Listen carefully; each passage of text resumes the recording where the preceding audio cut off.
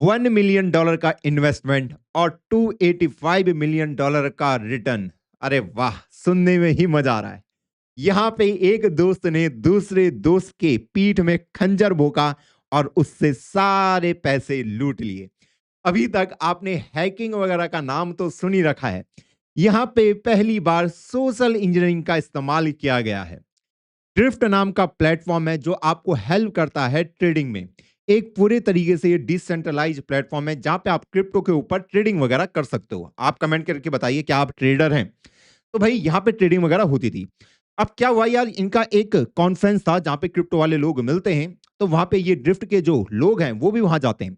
तो वहां पे उनकी दोस्ती होती है कुछ अननोन लोगों से जो इनके प्रोजेक्ट के ऊपर बहुत ज्यादा इंटरेस्ट दिखाते हैं। बोलते हैं अरे वाह भाई, क्या प्लेटफॉर्म बनाया आपने, ड्रिफ्ट जैसा प्लेटफॉर्म था आज तक एग्जिस्ट ही नहीं करता। वहां पे उन्होंने जम के बाइनेंस की बुराई करी क्योंकि एक तरीके से वो सेंट्रलाइज प्लेटफॉर्म ही है। और उन्होंने ड्रिफ्ट वालों को ऐसा चढ़ाया, बोला कि यार हम तो आपके इसके अंदर पैसे इन्वेस्ट करना चाहते हैं, हमें तो आपका प्लेटफॉर्म देख के ही स्वाद आ गया। तो वो भी खुश हो गए, उन्होंने बोला चलो भाई। तो इनकी इस तरीके से दोस्ती चालू हो गई। उसके बाद क्या हुआ भाई, उन्होंने बोला ये लो $1 मिलियन और हम आपके इस प्रोजेक्ट के अंदर कंट्रीब्यूट करना चाहते हैं। अब जैसे ही कोई पैसे देता है उन्हें लगता है कि अच्छा ये इन्वेस्टर जैसे हैं तो भैया ये भी हमारे प्लेटफॉर्म को इस्तेमाल करना चाहते हैं। तो वो भी खुश हो गए कि यार हमारे प्लेटफॉर्म का ही भला होगा, इससे हमारी मार्केट वैल्यू और ऊपर जाएगी। तो इस तरीके से उनकी दोस्ती हो गई। अब ये जो दूसरा दोस्त था ना, ये हैकर का ग्रुप था नॉर्थ कोरिया का, ये कुछ और नहीं थे। ये चाहते थे कि ये पहले इनका ट्रस्ट जीते। अब ये जो ड्रिफ्ट का जो ये प्लेटफॉर्म है, ये डिसेंट्रलाइज प्लेटफॉर्म है। तो यहाँ पे ना स्मार्ट कॉन्ट्रैक्ट डिप्लॉयड रहते हैं। तो यहाँ पे क्या होता है कि अगर आपको अपने स्मार्ट कॉन्ट्रैक्ट के अंदर कुछ भी चेंजेस वगैरह करने हो तो यहाँ पे हमें चाहिए होते हैं कि यहाँ पे 5 टोकन्स रहते हैं या 5 कीज आप उनको बोल सकते हो। तो अगर 2 कीज अगर किसी के पास आ जाए तो वो इन स्मार्ट कॉन्ट्रैक्ट के अंदर चीजों को चेंज कर सकता है। अब ये 5 के 5 कीज अलग अलग लोगों के पास प्रेजेंट थी। ओके, तो भैया इनको 2 लोगों को हैक करना था, पर हैक करी कैसे? अब इनकी ऐसे ही दोस्ती वगैरह चलती रही, खूब बातचीत होती रही कि हाँ भाई तेरी गर्लफ्रेंड कैसी है, ऐसी वैसे। अरे नहीं, ये आउट ऑफ द बॉक्स चले गए, वापस आते टॉपिक पे। हाँ, तो ऐसी बातें होती रही उनकी। तो एक दिन वो कहता है यार भाई मैंने ना अपना एक बैकएंड का कोड लिख रखा है, जो हैकर होता है। मैंने इसमें कुछ फ्रंट एंड में मुझे कुछ चेंजेस कराने हैं, प्लीज यार ये चेंज मेरे लिए कर देगा। उसने बोला चल ठीक है भाई, भेज दे अपना कोड, मैं देख लेता हूँ। ये वन ऑफ द कंट्रीब्यूटर था जिसके पास कीज प्रेजेंट थी, जो मैंने आपको 5 टोकन के बारे में बताया था ना, एक के पास एक टोकन था एक। तो उसने उसको कोड भेजा। अब दोस्त वो कोड तो बिल्कुल बढ़िया था, बैकएंड जैसा लग रहा था, लेकिन उसके अंदर मैलिशियस कोड प्रेजेंट था। अब जैसे ही उन्होंने उस कोड को रन किया अपने सिस्टम में, रन भी नहीं किया, उन्होंने जैसे ही उस कोड को सिर्फ ओपन किया, उनका सिस्टम हैक। सिर्फ ओपन है, रन तक नहीं किया। ये कैसे होता है? आपने अक्सर देखा होगा कि जब भी आप किसी फोल्डर को गिटहब से डाउनलोड करते हो और उसको अपने वीएस कोड में जैसे ही ओपन करने के लिए कोशिश करते हो, तो उससे पहले आपका वीएस कोड आपको एक वार्निंग देता है। क्या वार्निंग देता है? कि do you trust this author, देखा होगा आपने, और आप आंख बंद के गए यस यस, चलो भाई। जैसे ही उसने यस क्लिक किया तो भैया वहां पे एक पैकेज था जो कि क्या करता है कि आपके उसके अंदर डिपेंडेंसी ऑटोमेटिकली इंस्टॉल कर देता है और उस प्रोजेक्ट को रन भी कर सकता है।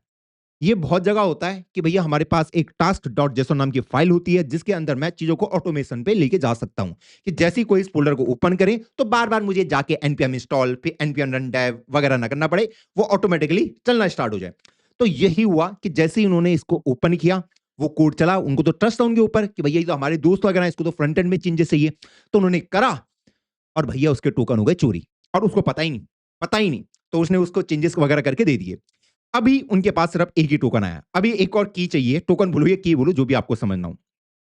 अब ये दूसरे कंट्रीब्यूटर को पकड़ते हैं। वो बोलते हैं यार भाई हमने ना एक मस्त ऐप बना रखा है यार, प्लीज यार इसका रिव्यू कर दो, आप इसके एक बार कोड वगैरह को देख लो और इसकी सिक्योरिटी वगैरह चेक कर लो। फिर उसने बोला चलो ठीक है भाई भेज दो कोड। उनको भी कोड भेज दिया। उन्होंने कोड को भैया ओपन किया, उनके भी कीज गायब। हाँ जी, ये बहुत होता है आजकल के जमाने में। अब जैसे ही हैकर के पास वो दोनों ही कीज लग गई, अब हैकर महाराज हो चुके हैं खुश। जैसे ही उनके पास 2 कीज आई, उन्होंने फटाफट से $285 मिलियन का चूना 12 मिनट के अंदर पूरी कंपनी को लगा दिया। और भाई ये जो चीजें हो रही हैं आजकल मार्केट में हो रही है, इससे मैं आपको सिखाना क्या चाहता हूं कि भाई अननोन सोर्स कोड को कभी भी अपने इसके अंदर डिवाइस के अंदर रन मत करो, भले ही वो इंसान आपका कितना भी ट्रस्टवर्दी क्यों ना हो। अब देखो ये तो ज्ञान की बातें हो गई, क्योंकि यार मैक्सिमम टाइम हम लोग एक्सटर्नल लाइब्रेरीज का बहुत ज्यादा इस्तेमाल करते हैं यार। तो ऐसा तो पॉसिबल हो ही नहीं सकता ना यार कि मैं दूसरे कोड को इस्तेमाल ही ना करूं। अब एआई के आने के बाद ना ये जो ट्रस्ट वाला फीचर है कि हम दूसरे इंसान पे कब तक ट्रस्ट कर पाएंगे। अब सोचो यार, कल को मैं कोई एक वीडियो ट्यूटोरियल बनाता हूं यूट्यूब पे, मैं बोलता हूं चलो बच्चों आज से मैं आपको रिएक्ट नेटिव सिखाऊंगा, ओके, कि हम सीखते हैं मोबाइल एप्लीकेशन कैसे बनानी है, कि मैं आपको एक आप अपनी पसंद की कोई भी एप्लीकेशन बना सकते हो। तो मैंने पहले दिन ही यूट्यूब में पढ़ाना स्टार्ट किया, क्योंकि आपको मेरे ऊपर तो पूरा ट्रस्ट है। हाँ, भैया ने लेक्चर में पढ़ाया और भैया ने वो कोड डाल दिया गिटहब के ऊपर, ओके, एक मस्त एप्लीकेशन बनाई। अब मैक्सिमम बच्चे क्या करते हैं, या आप भी क्या करते हो, आप उस गिटहब को कोड को अपने वीएस कोड में डालोगे, हाँ, और सीधा रन करोगे, आपका उसमें कोड रन हो गया, आपको लगा अरे मैंने भी एप्लीकेशन बिल्ड कर दी। अब जैसे ही आपने उस एप्लीकेशन को अपने फोन के अंदर भी इंस्टॉल करने की कोशिश करी, मैंने वो गिटहब में एक मैलिशियस कोड डाल रखा था। उस कोड के अंदर ये था कि उसके अंदर मैंने रैट इंस्टॉल कर रखा था। रैट मतलब कि आपके जैसे ही आप उसको अपने फोन के अंदर इंस्टॉल करोगे, पूरे फोन का एक्सेस मेरे पास आ जाएगा, सारा एक्सेस, पूरा का पूरा, जो मैं चाहूं वो सारा एक्सेस। आप अपने फोन के अंदर कोई भी एक्टिविटी परफॉर्म कर रहे हो, आप किसी को मैसेज कर रहे हो, चैट कर रहे हो, वो सब का सब मैं देख सकता हूं। मुझे क्या करना था, मैंने आपको पढ़ाया, आपको पूरा वो लेजिट लगा, आपको लग रहा है कि हाँ आपकी आपकी एप्लीकेशन तो नॉर्मली रन कर रही है, आपको कोई पता नहीं है कि आपका फोन हैक हो चुका है, पर हो चुका है। अब मैं उससे क्या कर सकता हूं, मे बी आप फोन पे में पेमेंट करते होगे, आप बोलोगे भैया पैसे तो कोई उड़ा नहीं सकता, आप फोन पे में पेमेंट कर रहे हो, आराम से करते हो, मैं आपका देख सकता हूं कि आपने क्या यूपीआई पिन डाला है, मैं आपको पूरे तरीके से ट्रैक कर सकता हूं। और जैसे ही मुझे पता चला कि यार आपके बैंक अकाउंट में इतने रुपए, मैं आपके फोन पे से वो पैसे भी उड़ा सकता हूं। ये होता है पूरा सोशल इंजीनियरिंग, जहां पे आप एक दूसरे इंसान को इतना ट्रस्ट करते हैं कि वो जो जो भी वो कोड लिखता है, आप उसके ऊपर विश्वास कर लेते हैं और अपने सिस्टम के अंदर रन करते हैं। कितने करते हैं, आप इतने सारे ऑनलाइन ट्यूटोरियल देखते हैं, वहां पे आप अंधाधुंध विश्वास रखते हैं कि भाई चलो मुझे तो सीखना है। और बिगनर तो कोड पढ़ता भी नहीं है, इवन हम भी नहीं पढ़ते यार बहुत सारे कोड, तो हम तो यही ट्रस्ट पे चलते हैं ना कि कोई लाइब्रेरी है वो काम करेगी। आपने भी मेरे ऊपर ट्रस्ट किया, लेकिन मैंने आपका उस ट्रस्ट को तोड़ दिया। और सोचो उससे खतरनाक चीज कि आपको पता भी नहीं है कि आपके फोन के अंदर ये वायरस आया कहां से।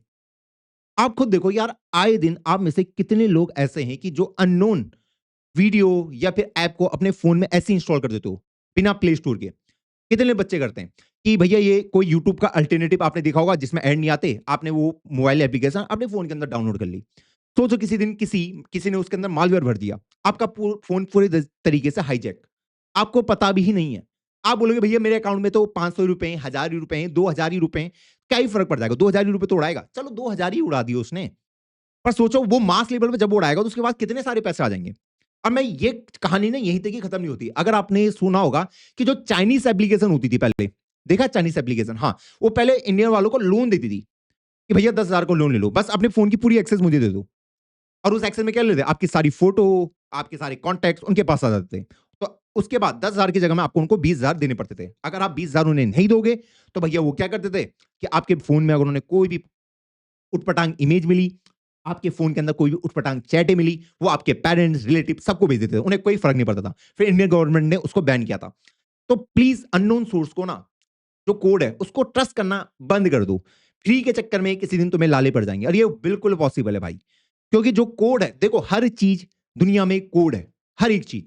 मैं जब आपको एक, मान लो मैं कल को व्हाट्सएप में कोई आपको इमेज भी भेजता हूं, इमेज क्या है, इमेज क्या है, हर चीज नंबर है, हर चीज बिट्स की फॉर्म में होता है। उस बिट्स को कन्वर्ट किया जाता है कि भैया उन बिट्स को समझा जाता है, ये तो होता है। और उसके बाद वो फोटो तुम्हें अपनी स्क्रीन में नजर आती है, यही तो होता है। हाँ, तो वहां पे डेफिनेटली कोई कोड रन हो रहा होगा जो उन बिट्स को समझ रहा होगा और उसके बाद उसको यूआई में डाल रहा होगा। सोचो उस इमेज के अंदर किसी ने मैलिशियस कोड डाल रखा है। कोड भी तो क्या है, नंबर ही तो है, उन नंबर को रन किया गया और आपका फोन ही हैक हो गया। ऐसे होते हैं भाई, बहुत ज्यादा हैकिंग ऐसे पॉसिबल होती है। अगर मैं आपको किसी दिन फ्यूचर में जेफ बेजोस, हाँ जी, जेफ बेजोस के साथ भी यही हुआ था, व्हाट्सएप में सिर्फ एक इमेज खोलने से उनका फोन हाईजैक हो गया था, जबकि वो तो इतने बड़े इंसान है।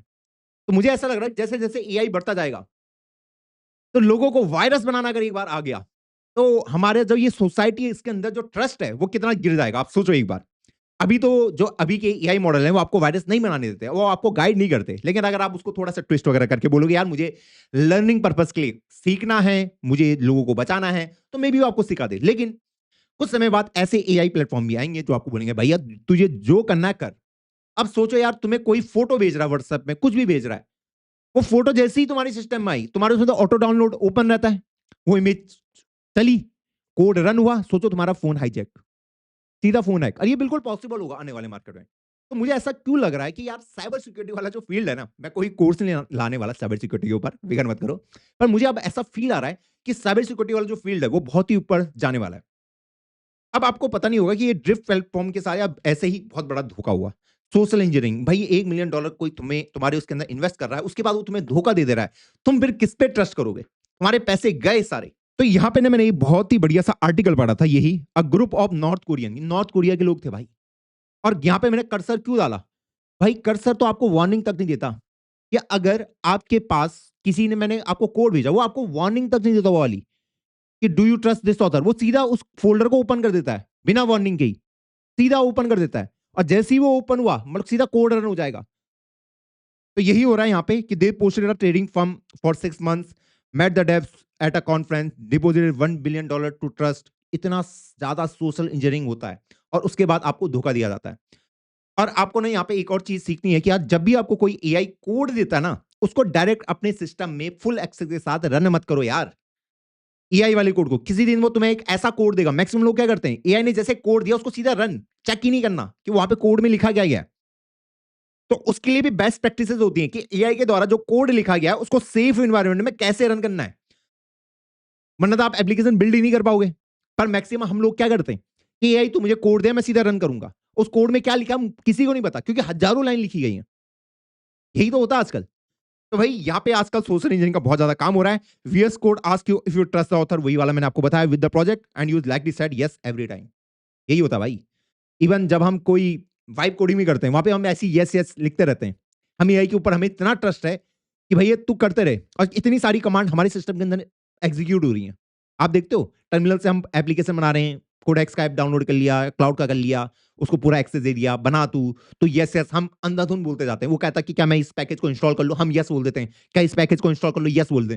फिर हम इरिटेट हो जाते हैं, बोलते भैया सब इंस्टॉल कर, जो तुझे सही लग रहा कर। इतने आलसी हम बन गए। और वो आलस पने में ना हम हैक हो जाएंगे भाई। मैं ये नहीं कह रहा कि आप मैं इससे बच सकते हैं, कोई नहीं बच सकता भाई हैकिंग से। नई नई चीजें आती हैं, नए नए टेक्नोलॉजीज आती हैं। अब अगर मैं सब ऐसे ही बिल्ड करूं कि भैया सब कुछ मैं स्क्रैच से ही बिल्ड करूंगा, फिर तो भैया मुझे एक बेसिक लैंग्वेज को सीखने में ही, मैं अगर ये सीखने लग जाऊं कि चलो C++ का कंपाइलर मैं खुद ही बनाऊंगा, मैं बाहर वाला कोड लूंगा नहीं, वो C++ के कंपाइलर बनाने को ही मुझे 4-5 साल लग जाएंगे यार। तो यहां पे एक ना दिक्कत आ चुकी है कि क्या हम दूसरों के कोड पे विश्वास करें, और अगर हम दूसरों के कोड पे विश्वास नहीं करते तो हमारी लर्निंग स्लो हो जाएगी। और अगर हमारी लर्निंग स्लो हो गई तो फिर हमें क्या करना पड़ेगा, अपनी लर्निंग को फास्ट करना पड़ेगा। लर्निंग फास्ट करने के लिए एआई का इस्तेमाल करना पड़ेगा या दूसरों के कोड पे वो करना पड़ेगा ट्रस्ट। दिक्कतें बहुत सारी हैं। आप बताइए आपको क्या सॉल्यूशन लगता है इसका? कमेंट बॉक्स खुला है। मिलता हूं आपको किसी नई वीडियो में, तब तक के लिए जय हिंद जय भारत।